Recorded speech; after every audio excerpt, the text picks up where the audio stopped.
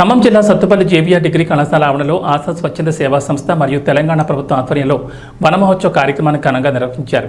ఈ కార్యక్రమానికి ముఖ్య అతిథులుగా అటవీ శాఖ మంత్రి కొండా సురేఖ, రెవెన్యూ శాఖ మంత్రి పొంగులేటి శ్రీనివాసరెడ్డి, స్థానిక ఎమ్మెల్యే మట్టా రాగమయ్యి దయానంద్, ప్రజాకవి జయరాజ్ హాజరయ్యారు. పాఠశాల విద్యార్థులతో కలిసి మంత్రులు మొక్కలు నాటారు. మంత్రి కొండా సురేఖ మాట్లాడుతూ రాబోయే రోజుల్లో పెద్ద ఎత్తున వృక్షాలు పెంచి కాలుష్య నివారణకు తోడుగా ఉండాలని కోరుకున్నారు. పూర్వకాలంలో ఎక్కడ చూసినా పెద్ద పెద్ద వృక్షాలు కనిపించేవని, ఇప్పుడు ఆ పరిస్థితి లేదని అన్నారు. రాష్ట్ర వ్యాప్తంగా టార్గెట్ పెట్టుకుని మొక్కలు పెంచేలా లక్ష్యం పెట్టుకున్నామని, ప్రజలను భాగస్వామ్యం చేస్తూ మొక్కలు నాటేలా అధికారులు చర్యలు చేపట్టాలని సూచనలు చేశారు. అనంతరం రెవెన్యూ శాఖ మంత్రి పొంగులేటి శ్రీనివాసరెడ్డి మాట్లాడుతూ పచ్చదనంలోని గొప్పతనం మరెక్కడా లభించదని, పెద్దోళ్లు 100 ఏళ్లు బ్రతికారు అంటే పెద్ద పెద్ద చెట్లు, ఆహ్లాదకర వాతావరణం ఒక కారణమన్నారు. ఒక్కో వ్యక్తి 5 నుండి 10 మొక్కలు పెంచాలని కోరుకున్నారు. విద్య, వైద్యం అన్ని రంగాల్లో ముఖ్యమంత్రి రేవంత్ రెడ్డి నాయకత్వంలో కాంగ్రెస్ ప్రభుత్వం సమతుల్యంగా పనిచేస్తుందన్నారు. వన మహోత్సవ కార్యక్రమంలో భాగంగా పట్టణంలో పాఠశాల విద్యార్థులతో కలిసి భారీ ర్యాలీ నిర్వహించారు. అడవుల గురించి, పచ్చదనాన్ని గురించి, పరిశుభ్రత గురించి చాలా వివరంగా మనిషి మనుగడ కలగాలి, ఉండాలి అంటే ఈ పచ్చదనానికి ఉన్న ప్రాధాన్యత ఎంత, ఈ చెట్లను పెంచడం వల్ల వచ్చే లాభం ఏంటి, మనం ఆరోగ్యంగా వెనక పెద్దవాళ్ళు 100 ఏళ్లు బ్రతికారు అంటే దానికి కారణం ఈ చెట్లే అనేది ఇంతకు ముందు పెద్దలు చాలా స్పష్టంగా వివరించారు. ఇది నిజం కూడా.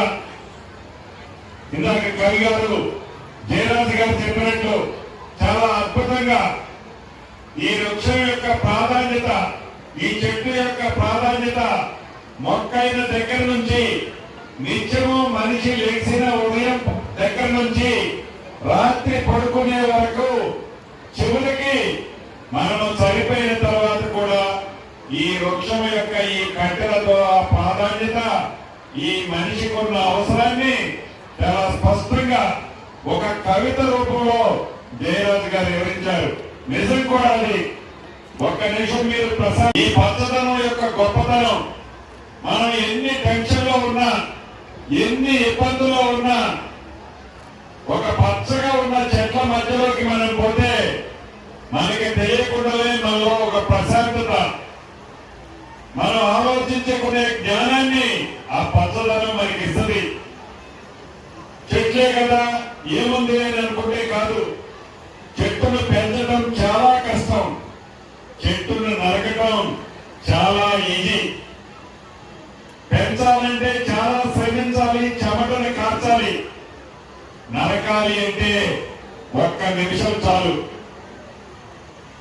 మనిషి బ్రతకాలి అంటే మనం ఎన్ని కార్యక్రమాలు చేస్తే, ఎంత మంచి చేస్తే, ఎంత ఆరోగ్యంగా ఉంటే ఆనాడు మన పెద్దవాళ్ళు 100 ఏళ్లు బతికారో, కనీసం ఈనాడు మనం 80 ఏళ్లు బతకాలని తాపత్రయపడుతున్నామో, ఆ పచ్చడి చెట్లు పెంచితే తప్ప అది సాధ్యం కాదు అని అవేర్నెస్ కోసం చిన్నపిల్లల దగ్గర నుంచి పీజీ చదివే వరకు స్టూడెంట్లను ఈ రోజు డాక్టర్ గారు ఆహ్వానించి వారిలో అవేర్నెస్ పెంచడం కోసం, ప్రముఖులందరికీ కూడా తెలుసు ఈ చెట్ల యొక్క ప్రాధాన్యత.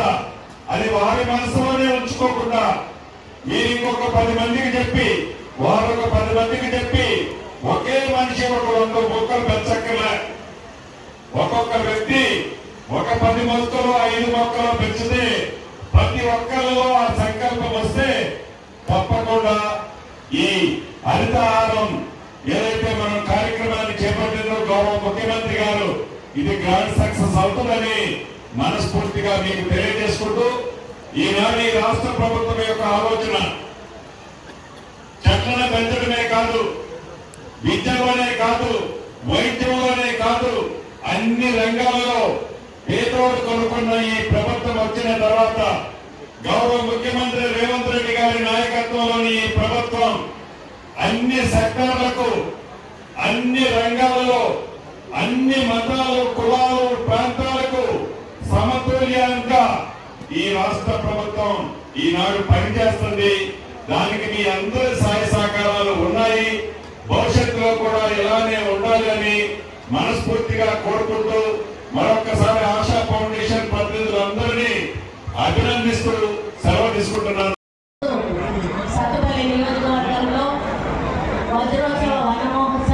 కార్యక్రమానికి నన్ను ఆహ్వానించి ఆ కార్యక్రమానికి అధ్యక్షత వహించి